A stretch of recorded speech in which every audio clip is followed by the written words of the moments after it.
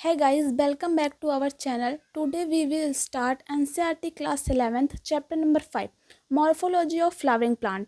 तो प्रीवियस दो लेक्चरों में हम सब लोग पढ़ चुके हैं रूट के बारे में और रूट के टाइप्स के बारे में। तो इस लेक्चर में हम सब लोग पढ़ेंगे द स्टेम के बारे में। तो what is stem? Stem is the ascending part of the axis. जो प्लांट की ऊपरी पोर्शन होते हैं, ऊपरी पार्ट होते हैं, उससे हम स्टेम कहते हैं।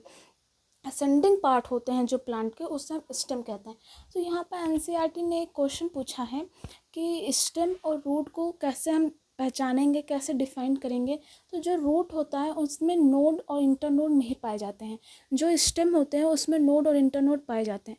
तो stem bears node and internodes. तो नोड और इंटरनोड पहले यहाँ पर समझते हैं। व्हाट इज़ नोड और इंटरनोड? तो region where leaf are born, जहाँ से लीफ निकलती हैं उससे हम नोड कहते हैं। और दो नोड के बीच के पोर्शन को हम इंटरनोड कहते हैं। Portion between two internodes is known as portion between two nodes is known as internodes. तो यहाँ पर हम रे डायग्राम से समझेंगे नोड और इंटरनोड को।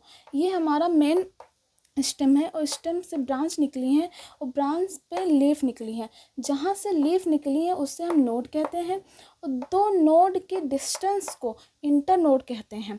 तो आई होप यहाँ तक आप सभी को समझ में आया होगा। तो हम अगले टॉपिक पर पहुँचते हैं। Bears branch leaf flower and fruit. जो स्टेम होते हैं वो ब्रांच लीफ फ्लावर और फ्रूट को रखते हैं और सीड को भी रख सकते हैं। और स्टेम कहाँ से डेवलप्ड होता है? तो developed of the plumule. Plumule से यहाँ स्टेम निकलता है। तो जो एम्ब्रियोनल एक्सिस है उसकी ऊपरी पार्ट को हम कहते हैं एपिकोटाइल, नीचे वाले को कहते हैं हाइपोकोटाइल।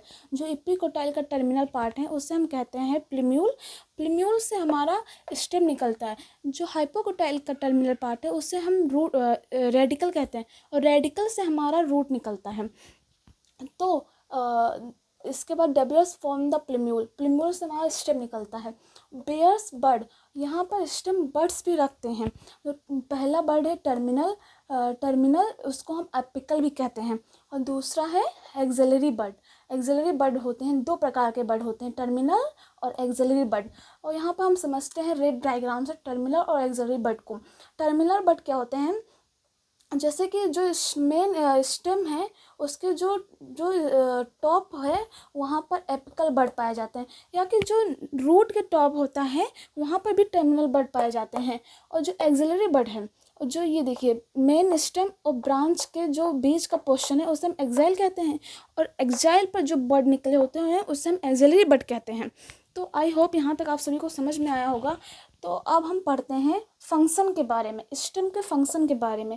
तो जो यहाँ पर मैंने एक मेन फंक्शन लिखा हुआ है और फंक्शन लिखा हुआ है स्टेम का। तो पहला फंक्शन है स्टेम का conduction of water, minerals and photosynthesis. यहाँ पर कंडक्ट करता है वाटर को और मिनरल्स को स्टेम। और फोटोसिंथेसिस का मतलब होता है जो फोटोसिंथेसिस के दौरान जो प्रोडक्ट बनता है उसे हम फोटोसिंथेटेज कहते हैं और फोटोसिंथेसिस को हम फूड भी कहते हैं। और जो some stem perform the function of, कुछ स्टेम का और भी फंक्शन है जैसे storage of food, support, protection and vegetative propagation. जो यहाँ पर स्टोरेज ऑफ फूड है वो हमारा इसका एग्जांपल हो जाएगा पोटैटो। और यहाँ पर वेजिटेटिव प्रोपगेशन समझते हैं। तो vegetative propagation is a asexual reproduction. Vegetative propagation में एसेक्सुअल रिप्रोडक्शन होता है, जो प्लांट के किसी भी पार्ट से नया प्लांट बन जाए उसे हम वेजिटेटिव प्रोपगेशन कहते हैं। तो आज का लेक्चर यहीं पर एंड होता है। तो अगले लेक्चर देखने के लिए चैनल को सब्सक्राइब करिए, वीडियो को लाइक करिए। Take care, good luck and bye bye.